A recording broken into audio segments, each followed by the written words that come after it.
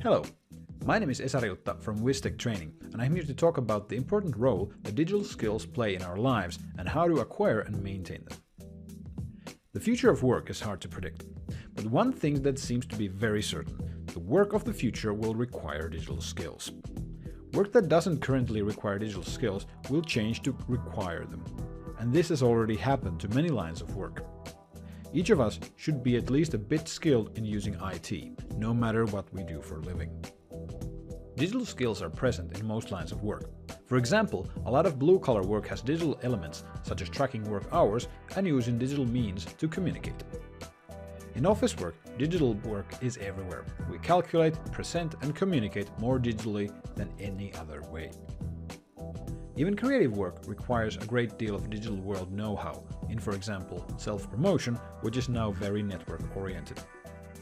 Even in agricultural work, there is a lot of planning and analysis that now requires digital tools. The lack of abilities in this area means, in practice, that a person cannot participate in today's work, and their ability to participate in any line of work deteriorates day by day. Let's look at it like this. If, for example, 50% of the work currently requires digital skills, 10 years later the same figure will be 50% plus X. And X will hardly be a small number. In all likeliness, it'll be most of work that will require digital skills. Work that doesn't have a digital literacy requirement is disappearing, and thus inability in the subject is becoming more and more dangerous to the individual's ability to participate in our society. This also is considerably expensive. One study from 2002 showed that the lack of digital skills in the Netherlands cost almost 20 billion euros a year. Another study in Greece showed how inadequate spreadsheet skills can cost over 500 euros per employee per year, and for employees working with databases, the cost was actually over 1,000 euros per employee. This is why digital skills are so terribly important. Digital competence doesn't come from scratch. The generation that was born in the 21st century, called the digital natives, is often perceived as digitally skilled. But the situation isn't that simple. In reality, the youth that grew up with the internet mostly has skills that are badly suited for work. They face many of the same learning needs as their parents, just from a slightly easier starting point. Digital natives know how to use web services, but they often lack many of the same skills as their parents. For example, the ability to build and format documents or presentations, calculating and analyzing data, promoting content online. These are all things that digital natives know surprisingly little about. In addition to this, digital competence needs to be maintained. Software applications are changing or replaced completely with new ones, with new ways to work and paradigms rising and falling. Updating skills is at least as important as knowing the basics. Maintaining and improving your own skills is perhaps even the most important part of digital competence. Learning and updating digital skills requires work. With basic and expert skills, the best method for learning outcomes is personal face-to-face training and study. In this way, problems with basic skills can be rectified and supplemented. With expert-level know-how, there are often critical information that needs to be internalized, and so concrete teaching is also an effective method with this. However, in modern learning, a significant part is maintaining and updating skills that people have already acquired. With a good online learning environment, the subject can choose to study the topics they need and pick the parts that they have difficulty with or don't know enough.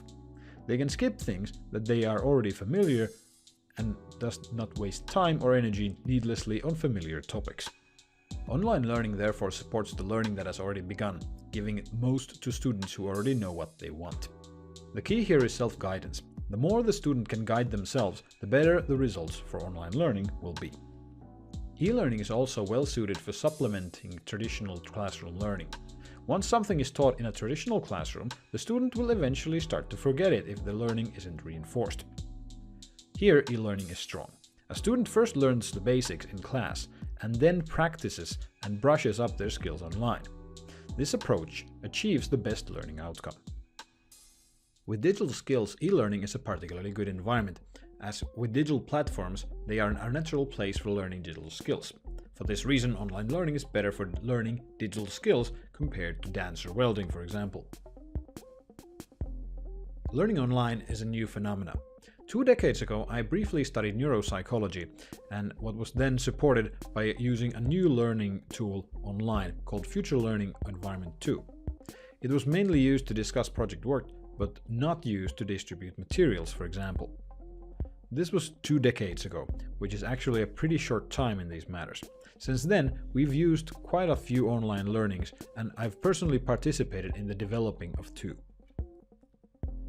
My own approach to e-learning is this. The study material should be interesting, maybe even a little inspirational. The best format for this is video, with reading materials only serving a limited number of learning strategies. Video can illustrate and inform by concretely showing how to actually do something, showing the full step-by-step process involved. And if there's need for something more theoretical, it can also be visualized in an understandable way. Learning like this is great for both visual and auditive learners, those who learn by watching or by listening.